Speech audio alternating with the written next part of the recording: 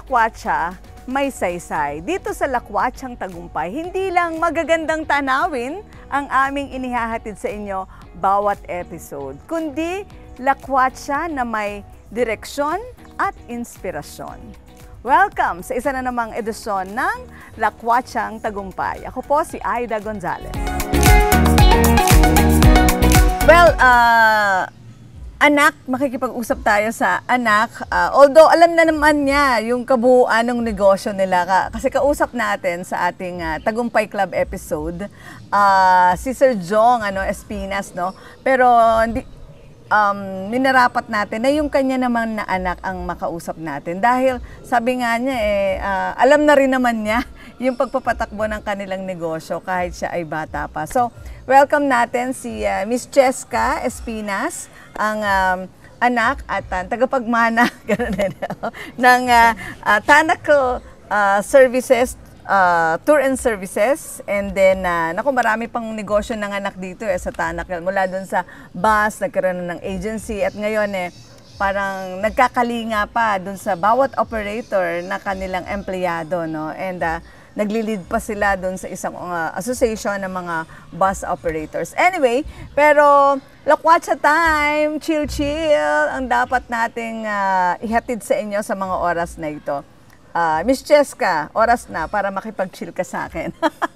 Medyo seryosong usapan pero hindi natin gagawin. Parang lang to wala, gusto ko lang makapag-enjoy naman at makapag-share sa ating mga taga-panood at taga-pakinig ng Lakwatsang Tagumpay na parang nadadala natin sila sa ibang ibang environment ba o ibang nature ng negosyo ng Lakwatsa. Oo. So, kasi yung ating programa is kape, kultura at pananampalataya. Yeah. So, itong welcome sa Lakwatsang Tagumpay, Miss Cheska. Thank you po for having me. Ayan, dami ko sinabi, no? Yan talaga ang broadcaster. So, Miss Cheska, ikaw ngayon, tinitrain ka na ng dad mo, no? Para sumama sa pagraran itong negosyo ninyo. And, kamusta naman so far ang journey? So, right now, I'm the Vice President of the board. Basically, knowledgeable na rin ako on the ins and outs of the company. Ang hirap i-grasp nung umpisa. Galing po kasi ako sa different industry. But as time goes by, I love the company even more. Lalo na yung mga tao because my dad is really empathetic when it comes to manpower and labor force. Talagang he loves the people so much na I became to adapt it in the long run. Oh, I see. So, kakaibang lakwatsa, no? Hindi pwedeng chill-chill lang. But anyway, paano ba nagsimula itong ganitong klase ng journey ng lakwatsa ng Pamilya Espinas when it comes to transport sector? It started po when my dad came back from abroad. And then he wanted to start a business na kasi my dad is family-oriented. So gusto niya talaga na makakasama niya kami lagi. So umuwi na siya dito sa Philippines. And then he thought of a business that is income generating, of course.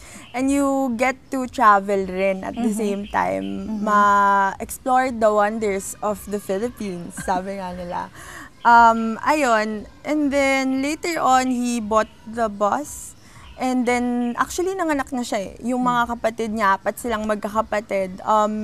Yung tatlo niyang kapatid was also engaged into the travel and transport industry. They had their own bus companies. And ayun po, later on, nakapag-travel na kami sa different regions of the Philippines. Araw-araw ang digmaan. Umaga't gabi, sumasabak sa laban. Dapat protektado ka outside at inside. Immune Advance contains 4 active ingredients gaya ng lagundi, malunggay, non-acidic vitamin C at zinc. Tulong pampatibay resistensya para tulong proteksyon. Isama pa ang proper diet at exercise. Para katawan ay handa, Immune Advance helps support a healthy immune system. Immune Advance ang sandata. No approved therapeutic claims. Ang Immune Advance ay hindi gamot at hindi dapat gamiting panggamot sa anumang uri ng sakit. Available in Shopee, Lazada, and other leading drugstores. So, ayun pala. Oo, 'di ba? While doing your business, naglalakwatsa na rin kayo sa iba't Yes. ibang mga tourist destination. Wow, ang galing naman. So, pero kailan nagsimula yung mula doon sa transport business tapos ngayon nag-connect na rin siya sa travel agency? Transport siya nung una because of course the bus is there already. And then they thought of a creative way kung paano makakapag-travel that is suitable for the preference and taste of the clients. So, doon na pumasok yung travel agency. Of course, we're not only serving, syempre, Filipinos, we also serve international clients na ipakilala din yung Philippines sa kanila. So, there are packages that includes the tourism of the different regions in the Philippines, depending on ano po yung gusto ni client. Okay, na-mention mo, no? Sabi nung tatay mo, parang kayo, parang as a negosyante, parang gusto niya rin na talagang maiparamdam sa bansa na yung kanyang negosyo bahagi ng pagtulong para umangat ang Pilipinas. So, ganun ba kumbaga, nakukuha mong values na gusto ng dad mo? Yes.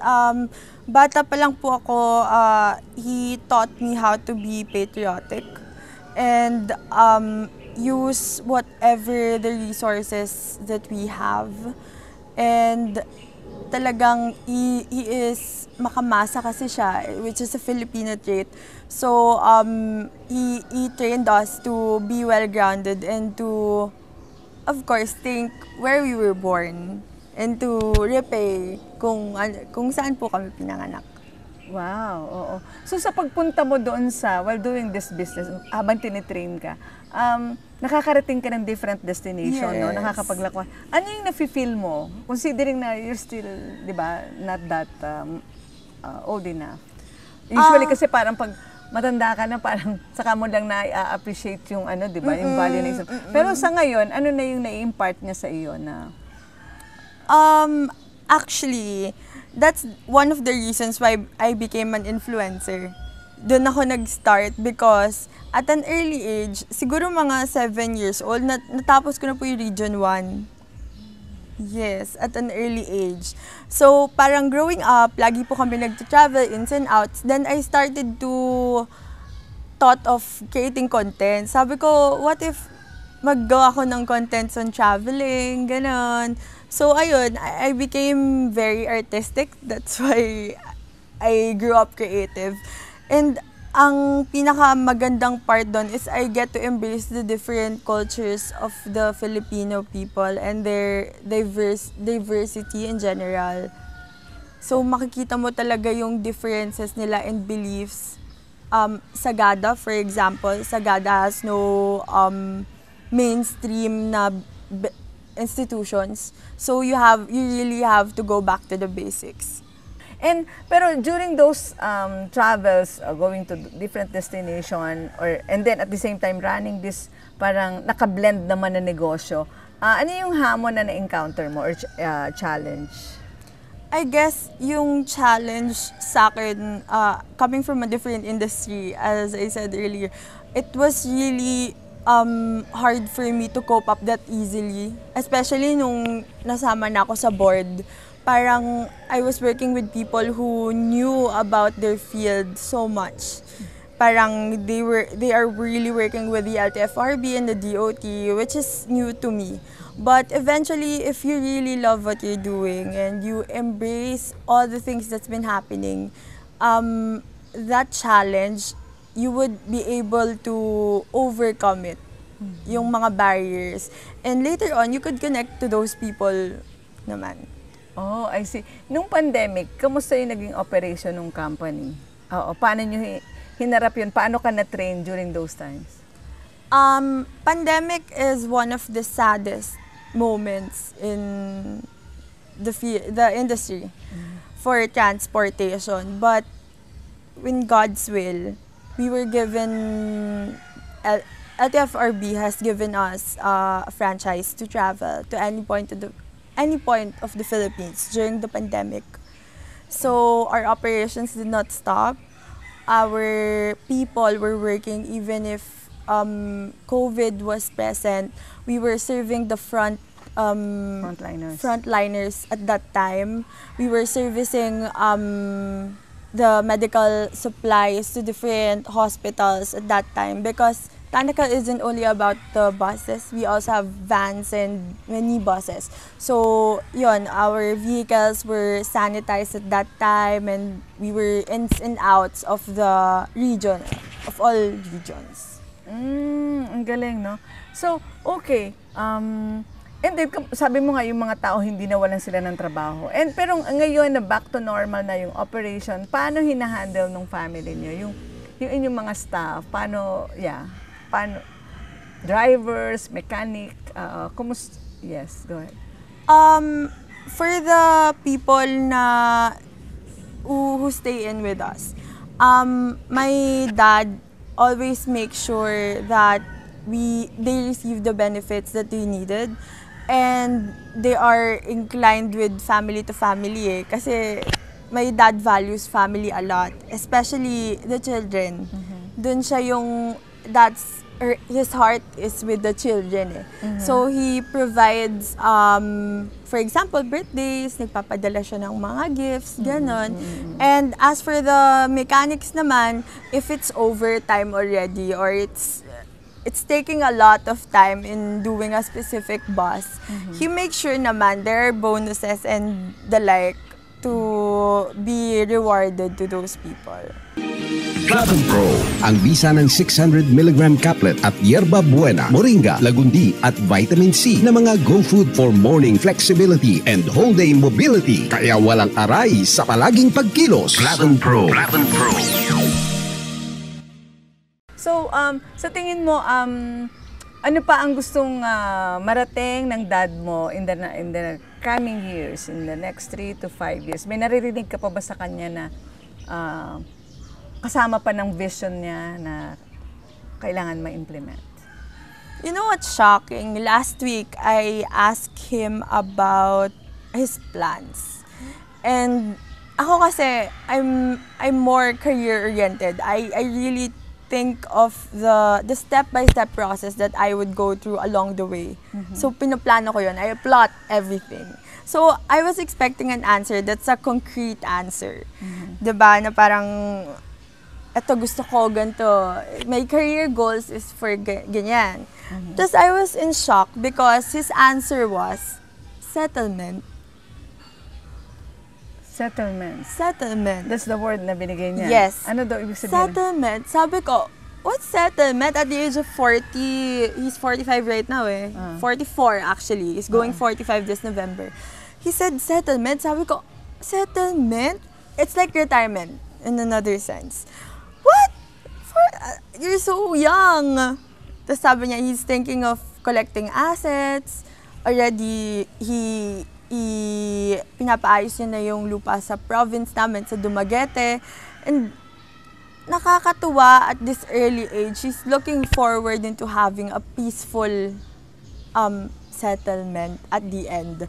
Na parang at this point in time, he already achieved, I think, and he created something sustainable already for us, kaming magkakapatid, na we could stand up on our own. Pero syempre, he would still guide us. Pero ang galing lang isipin na at this point in time, he's thinking about him and my mom.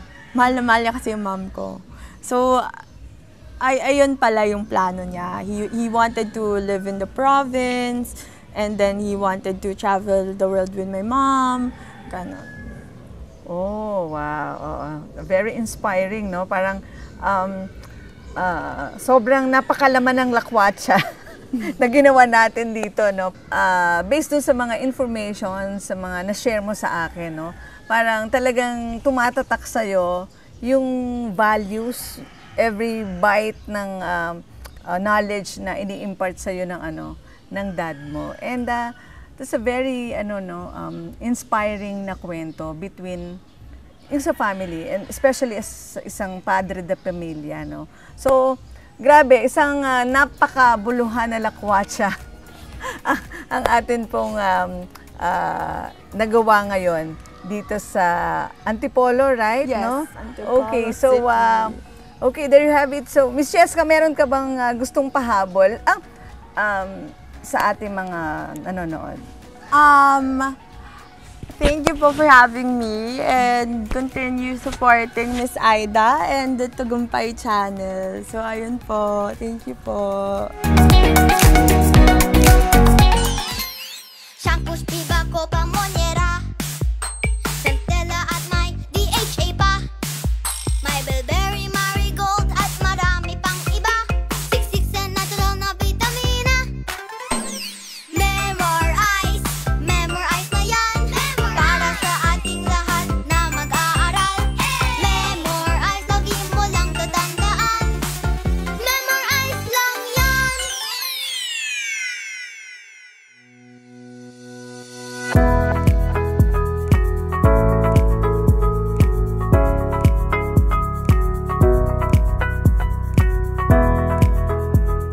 Ang biyahe ng tagumpay minsan nagsisimula sa simpleng manibela, pero pwedeng humantong sa makabuluhang pagbabago. Isang negosyo para sa transport services ang sinimulan. Lumawak sa travel and tours at ngayon may sariling housing development na para sa mga taong matagal nang naglilingkod sa kalsada.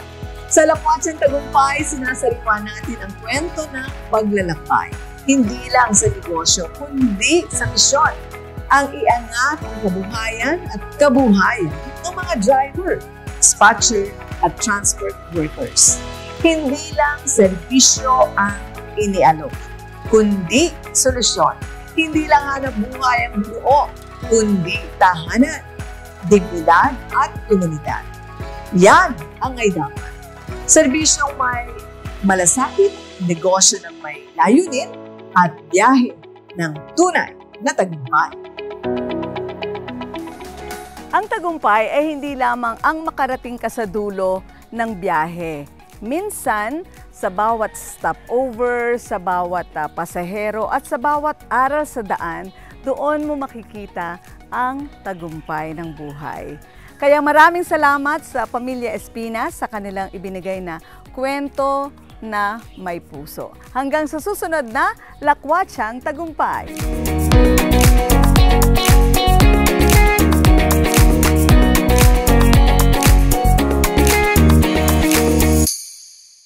Gusto niyo ba ng good vibes, inspiring stories, at makabuluhang kwento ng pag-asa? Tama! Dito sa Tagumpay, It's All Good Channel. Hatid namin ang mga kwentong puno ng pananampalataya, tagumpay, at kabutihan. Kaya naman inaanyayahan namin kayong i-follow at i-subscribe kami sa aming official pages. YouTube at Facebook lang yan. Hanapin lang ang Tagumpay, It's All Good, at siguraduhin naka-like, follow, at subscribe na kayo. I-click na rin ang notification bell sa YouTube para updated kayo sa bawat bagong episode at good news na hatid namin araw-araw. Dito sa Media for the Heart, Soul at Purpose.